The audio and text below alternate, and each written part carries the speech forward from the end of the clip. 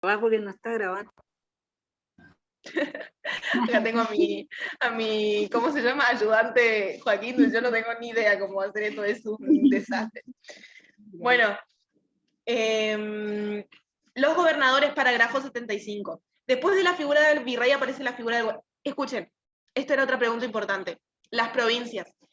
Las provincias y los gobernadores no son tomados como se toman hoy en día, ¿viste? Hoy en día nosotros tenemos al gobernador con todos sus cargos y con todas sus potestades. Bueno, hoy en este momento que estamos viendo de la historia, el gobernador no era la misma figura que el gobernador de hoy en día, ni tampoco lo eran las provincias. Las provincias estaban divididas en provincias con audiencia, y eso es lo que vamos a ver ahora, provincias mayores y provincias menores. Las provincias mayores que contaban con audiencia, las provincias menores que no tenían audiencia. Esa era la diferencia. El gobernador, era como la persona que estaba a cargo, digamos, era como se iban traspasando los títulos, digamos, no era que no era elegido así como gobernador. Recién en la asamblea del año 13, nosotros vamos a ver que el gobernador es elegido, no es gobernador, es intendente, es elegido por medio de una elección indirecta. Y vamos a ver la figura de los electores y de la división del poder y el tema de la elección pública. En este momento nada era elección pública, por eso no tienen que hacer esa diferenciación. No se vayan a confundir con que el gobernador es lo mismo que el gobernador de hoy en día, porque nada que ver. Disculpa, te pregunto, esa era la pregunta esa que dice que es igual como en el mundo actual. Sí, no es igual, en ningún momento, ni siquiera en la asamblea del año 13. Hasta el primer parcial, ahora cuando nosotros vamos las unidades que siguen, desde 1800 hasta 1800, 1900, recién vamos a empezar a ver, después de 1853, recién cambia la concepción y empiezas a tener más vigencia el tema de la democracia y la elección popular, y después, eso inclusive después de la Revolución Francesa. Hasta este momento no era nada, no tenía nada que ver con el régimen que nosotros tenemos ahora, así que si eso llega a preguntar, ustedes saben que en esta época es un no rotundo, digamos, eso quiero que también les quede claro. La figura del gobernador, entonces teníamos dos, el gobernador de las provincias mayores, que eran las provincias que contaban con una audiencia, y el gobernador en este momento ejercía otras funciones, que era el gobernador y era capital general y el presidente de la audiencia. El virrey también era presidente de audiencia. Y tenías la figura del gobernador de las provincias menores, que las provincias menores eran las que no con audiencia, entonces el gobernador no era, en este caso era gobernador y capitán general. También existían las provincias subordinadas, que eran provincias donde gobernadores que ejercían funciones en territorios de menor importancia, digamos. Provincias mayores, provincias menores y provincias subordinadas. Los gobernadores eran nombrados por el rey y tenían las limitaciones a su cargo que la corona le otorgaba. Y ahí viene el tema del cabildo. Cuando el español conquistaba un territorio, se implementaba el cabildo. El cabildo era el núcleo humano y el marco jurídico de los conquistadores.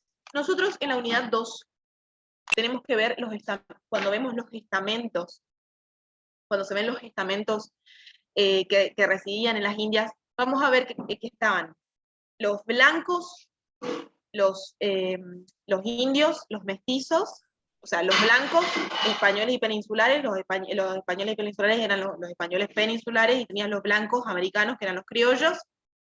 Eso está en el capítulo 8, por si lo quieren leer después. No preguntó, pero para que se sitúen en contexto, estaban los criollos, los mestizos y los negros.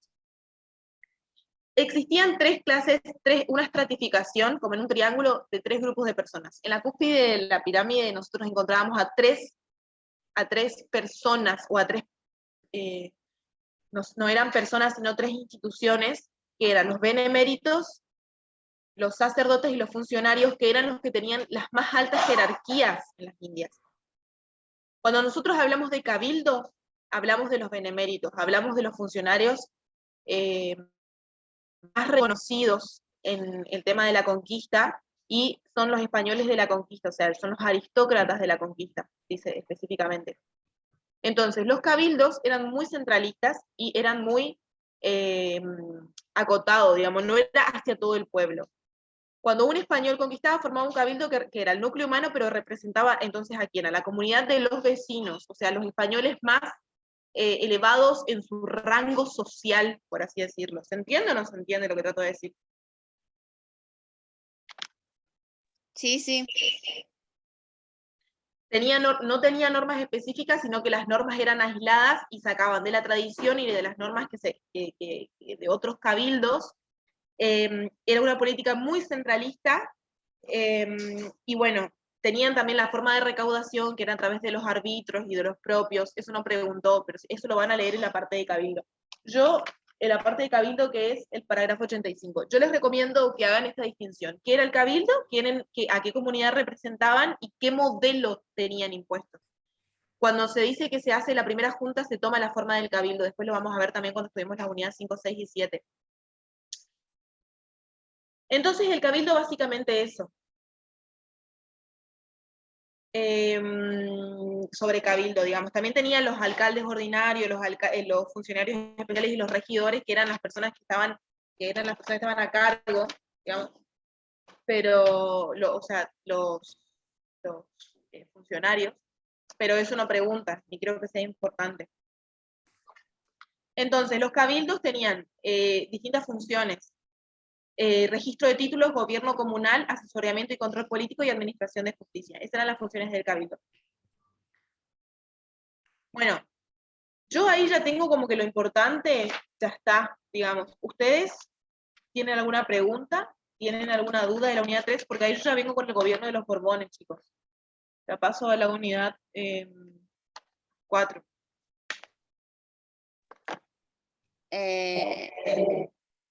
Está bien, hasta ahí sí se entiende. ¿Se entiende cómo era la política con los reyes austríacos? ¿Cuál era el modelo monárquico que se establecía en ese momento?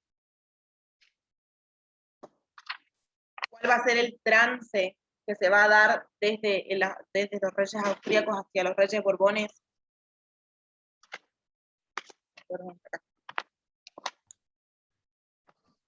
Bueno, entonces seguimos. Si no hay preguntas, unidad 4, capítulo 6, despotismo ilustrado, sus manifestaciones en lo político, religioso, económico y social. ¿Están ahí? Si quieren abrir sus cuadernillos. Y ya te miramos y nos vamos a comer. Igual, esto para hablar hoy un montón.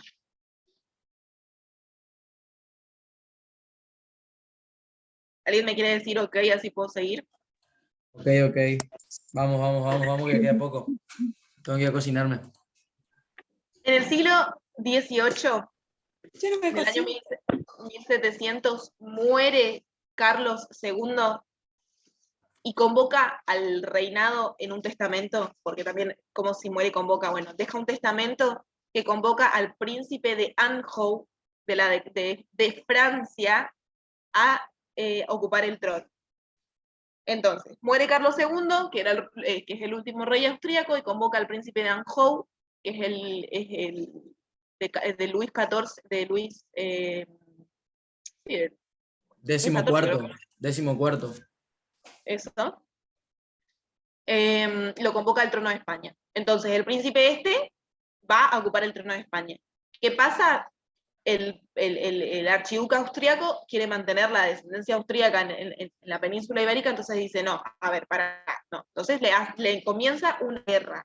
¿Alguien sabe qué guerra es esta que comienza entre Austria y España por mantener el príncipe austríaco, o sea, de España por mantener su rey Borbón en 1702? La guerra de sucesión.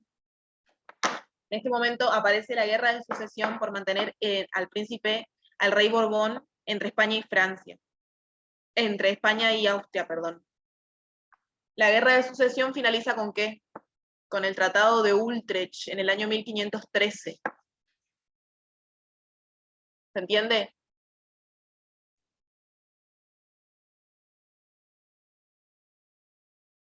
¿con el tratado de qué? Tratado de Utrecht en el año 1513 se pone fin a la guerra de sucesión y se consolida a los reyes borbones en la 1713, monarquía. Pau. 1713.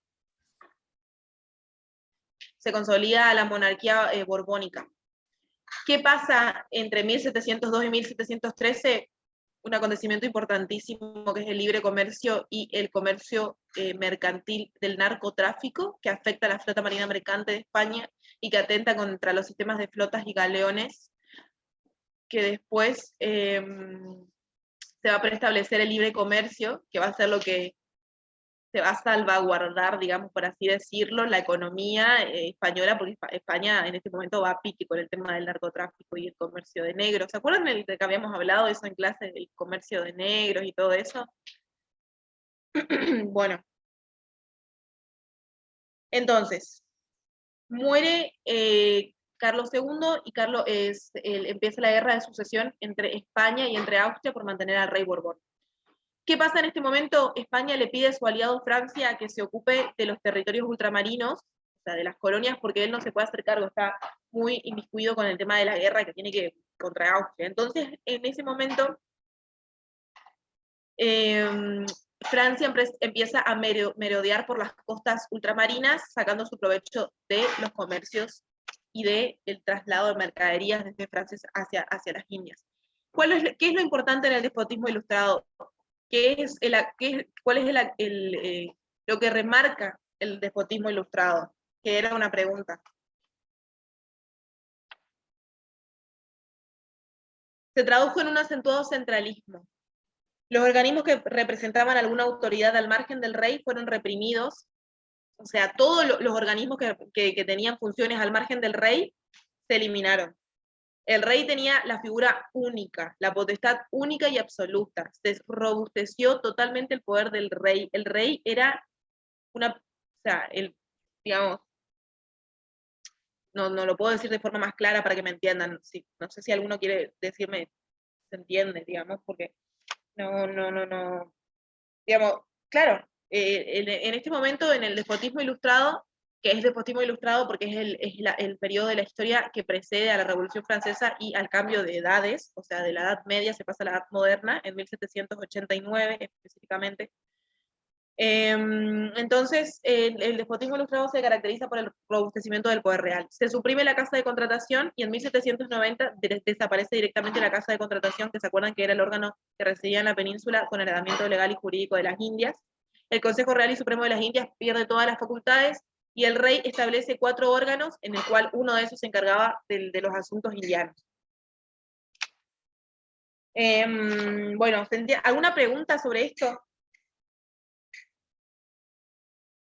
La iglesia también pierde en este momento toda su hegemonía, porque se trataba de salir del oscurantismo, digamos. Lo que se buscaba era que el rey, digamos, los fenómenos, bueno, otra cosa importante del despotismo ilustrado que lo van a leer es que se instaura las artes útiles, la enseñanza de oficios a las ciencias y se establece a la agricultura como madre de todas las ciencias, porque lo que se buscaba era el tema científico, digamos.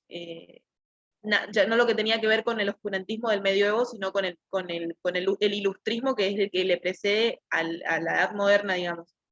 Porque la Edad Media todavía tenía oscurantismo marcado, digamos. ¿Se entiende o no se entiende? Sí, se entiende. Bueno, ¿alguna pregunta?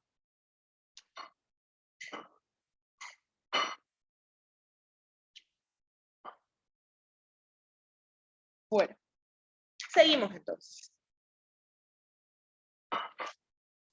En este momento, en los territorios americanos, empieza a haber una pretensión por parte de los británicos, es decir, de Gran Bretaña, que era Inglaterra, que es Inglaterra, porque Inglaterra es Gran Bretaña e Irlanda del Norte.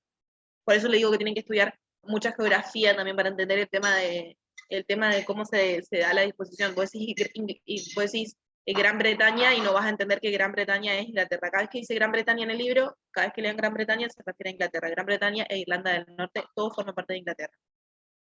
Las apetencias británicas y portuguesas, acuérdense que yo les había comentado también que Portugal era aliado inexorable de Inglaterra, tenían muchas apetencias sobre el territorio americano, más que nada por el tema de sacar su provecho comercial. Eso también, consecuencia de eso, es la ocupación de las Islas Malvinas por los ingleses en el año 1766. Bueno, se empiezan a crear los virreinatos. ¿Algunos saben qué fecha se creó el virreinato del Río de la Plata y quién fue su primer virrey?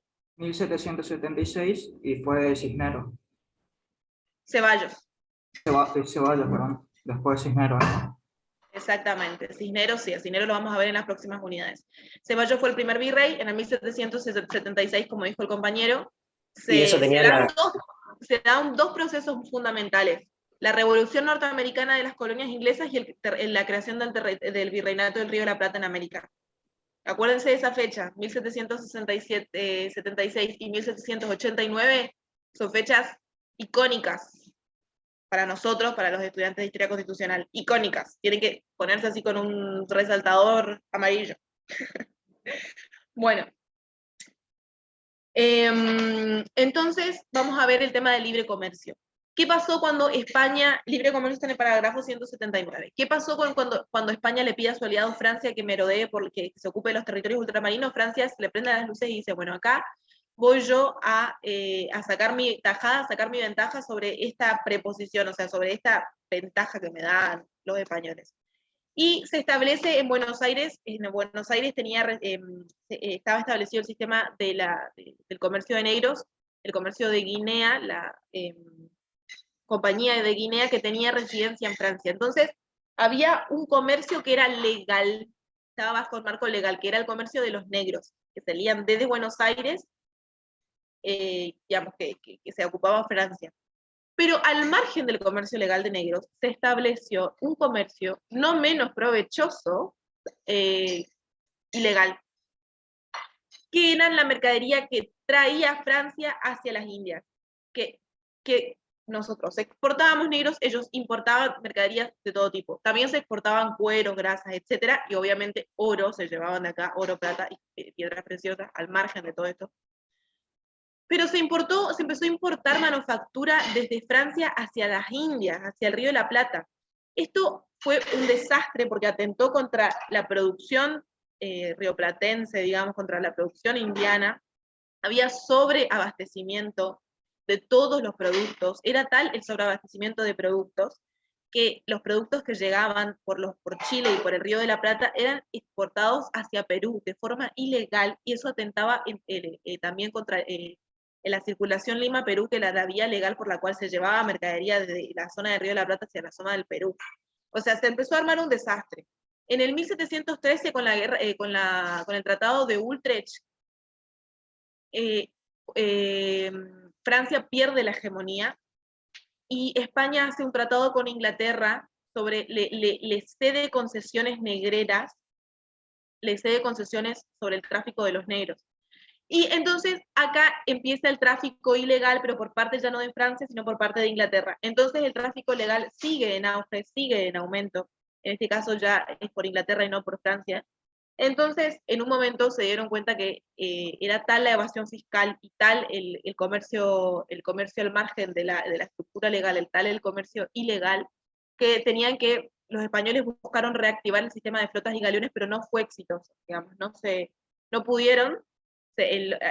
Dice en un lado, en una parte, que era tan la evasión fiscal que digamos que la única forma que tenían los españoles para que se pueda regular era a través del libre comercio entre España y sus colonias.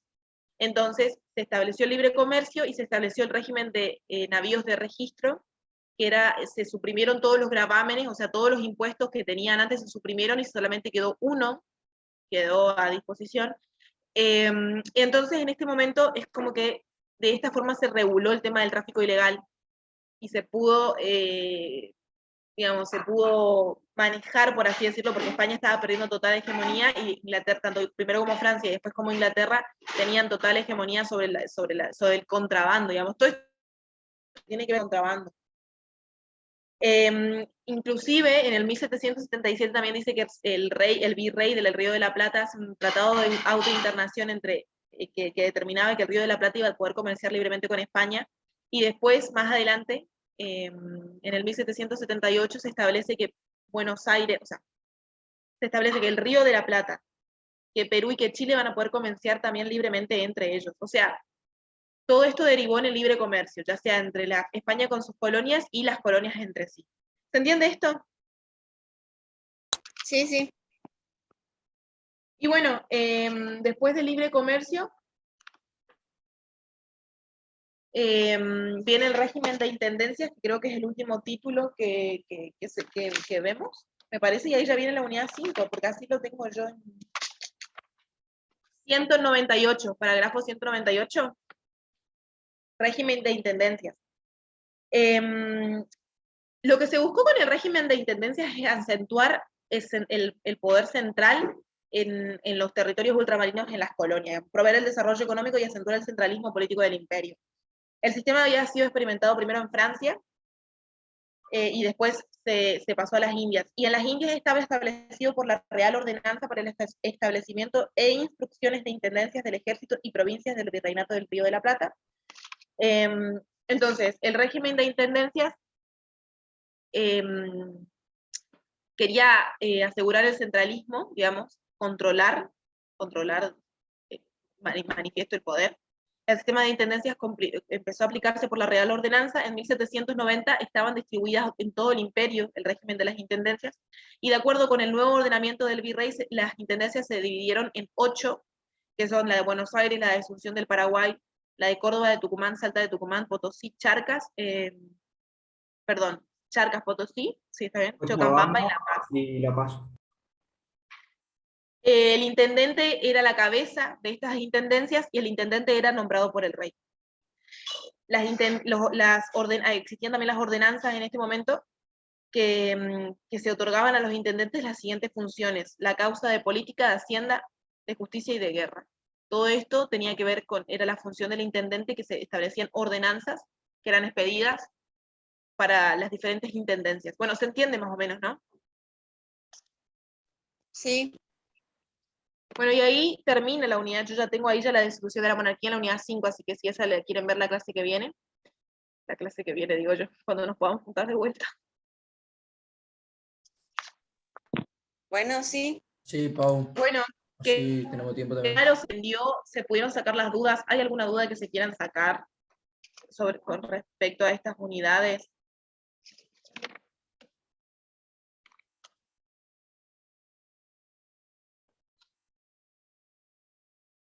Yo quiero el video nomás, porque entonces me pongo la auricular y te escucho, y te escucho, y te escucho. Bueno, espero que les haya servido. Cualquier cosa igual.